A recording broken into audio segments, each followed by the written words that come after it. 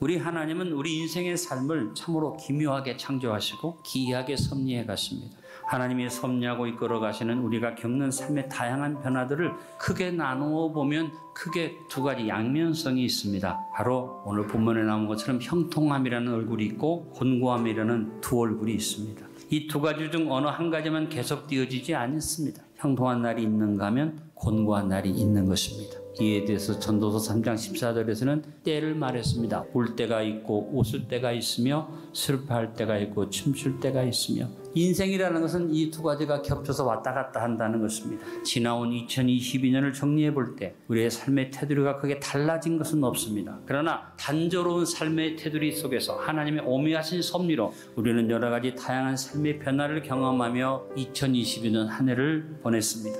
중요한 것은 우리가 이 한 해를 어떻게 정리해야 하느냐에 있는 것입니다. 곤고한 일이 많았다, 형통한 일이 많았다, 이게 중요한 게 아닙니다. 잘 정리하자. 우리는 하나님의 배려를 보며 감사로 2022년을 정리정돈해야겠습니다. 먼저 범사를 하나님의 행하심으로 바라보며 감사로 정리정돈합시다. 우리의 삶에 우연이란 없습니다. 살아계신 하나님이 우리의 삶을 주관하고 계시기 때문입니다. 그러므로 우리의 삶의 범사에서 우리는 하나님이 일하고 계신 것을 믿고 감사드리는 지혜자가 되어야만 합니다. 우리의 삶의 두 얼굴 속에서 우리가 울고 웃는 것으로 끝나지 말고 정신 차리고 근신해서 깨어있어서 살아계신 하나님이 어떻게 일하셨는가를 주목하고 바라보며 감사로 받아들이는 지혜로운 성도가 되어야만 합니다. 형통에 도취되지도 말고 곤고함 때문에 절망하지도 말고 감사 속에서 여러분의 삶의 참된 의미를 찾는 지혜로운 성도가 되시기를 바랍니다. 한 해를 정리정돈하면서 같이 고백해 봅시다. 2022년 한 해 동안 내 삶 속에는 살아계신 하나님이 일해 오셨고 지금도 하나님이 행하고 계십니다. 할렐루야. 다음으로 모든 것에서 하나님의 절대 주권을 인정하며 감사로 정리정돈합시다.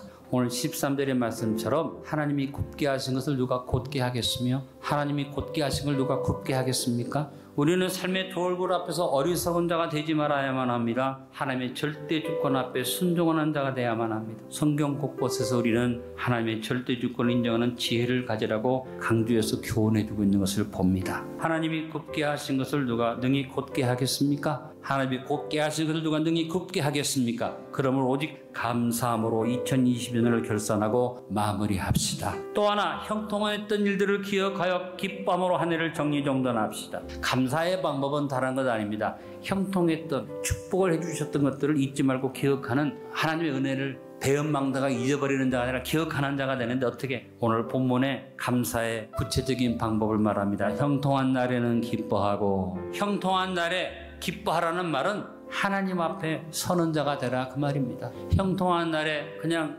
형통한 것이 좋아서 혼자만 기뻐하는 것 아니라 나에게 형통함을 주신 하나님께 서서 예배드리고 감사하는 것을 기뻐하라는 말과 같은 것입니다. 지나간 날들의 형통했던 일들을 기억하여 기뻐함으로 감사드리며 하늘을 정리정돈합시다.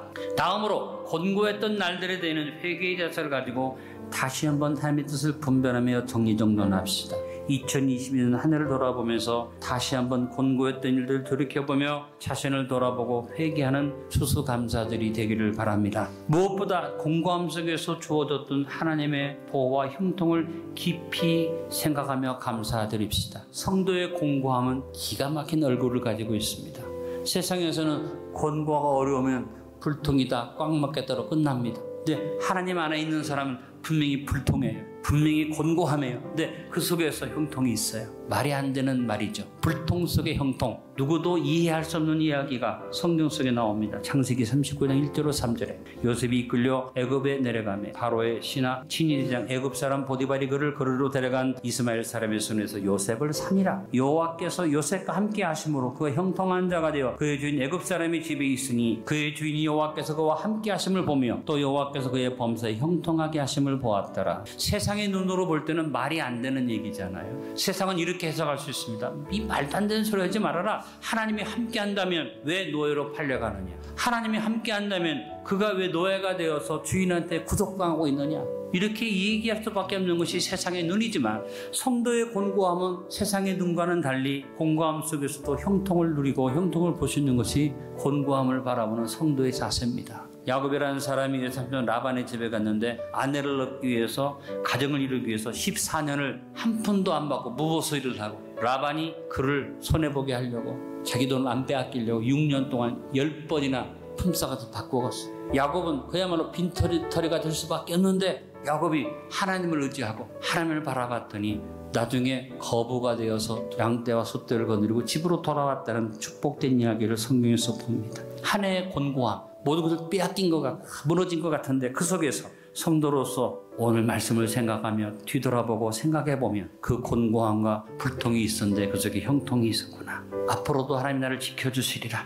여기까지 도우신 하나님이 장래에도 도우시고 지키시리라. 곤고한 날에 대해는 깊이 생각하여 다른 건 생각하고 주님의 뜻을 찾는 자세를 가지십시오. 2022년에 곤고했던 날들과 일들을 깊이 회개하고 생각해보면 그것들을 통해 깨달았던 주님의 뜻을 다시 한번 정리정돈하며 추수감사들을 준비하고 맞이합시다.